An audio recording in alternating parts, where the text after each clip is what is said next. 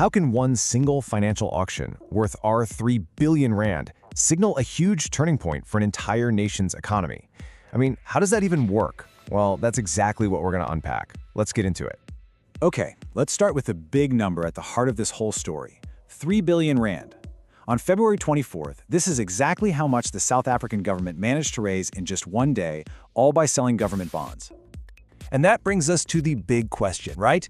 How can something that sounds so, well, kind of routine, like a government auction, suddenly signal such a major shift in confidence for the whole country? To figure that out, let's first break down exactly what happened at this very successful auction. So here's the breakdown. The National Treasury went out looking to raise R3 billion, and boom, they hit their target right on the money.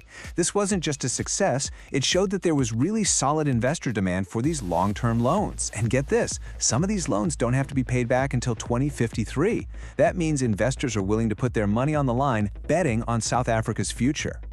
Now, to really get why that sale is so important, we need to quickly get our heads around two fundamental ideas: government bonds and these things called bond yields.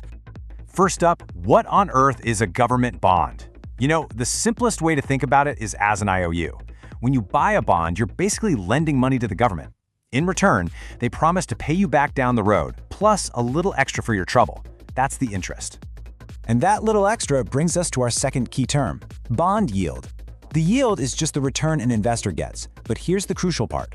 From the government's point of view, the yield is the cost of borrowing. So a lower yield is a very good thing. It means it's cheaper for the country to raise money. And when borrowing is cheaper, that can free up money for all sorts of public services, from new roads to better schools. And this right here is the whole game. A high yield suggests investors think a country is pretty risky, so they demand a higher interest payment to make it worth their while. But a low yield? That's a huge thumbs up. It's a sign of high confidence. In South Africa's case, yields have been falling to lows we haven't seen in years, which is exactly the positive signal the market was desperate to see. So, why all this sudden confidence? This auction didn't just happen in a vacuum. The market's optimism was directly triggered by a massive announcement from the government that came out just one day before. This is it. This is the sentence that basically changed the mood overnight. In the national budget statement, the finance minister laid out a clear, disciplined plan. After years of watching the national debt just climb and climb, he projected that it would finally hit its peak and then, and this is the key part, start to come down. For investors who live and breathe risk, this was a huge signal of fiscal stability. This visualizes exactly what the market heard: a story about a turning point, a clear break from the past trend of rising debt, hitting a peak right now in the present, and a firm promise of a future where that debt begins to fall. That promise is what this newfound confidence is all built on. Okay, so let's zoom out. What does this successful auction, powered by a clear government plan, really signal for the bigger picture of the South African economy?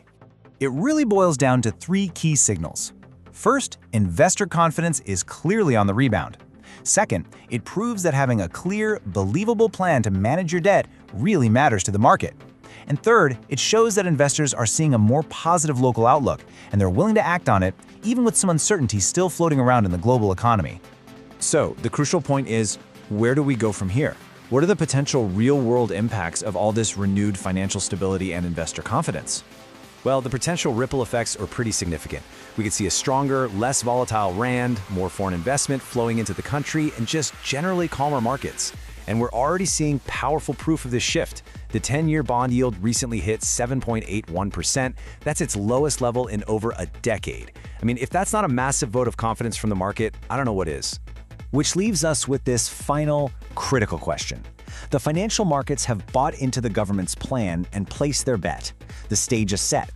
The real test now is whether the broader South African economy can follow through and deliver on this renewed promise of stability and growth.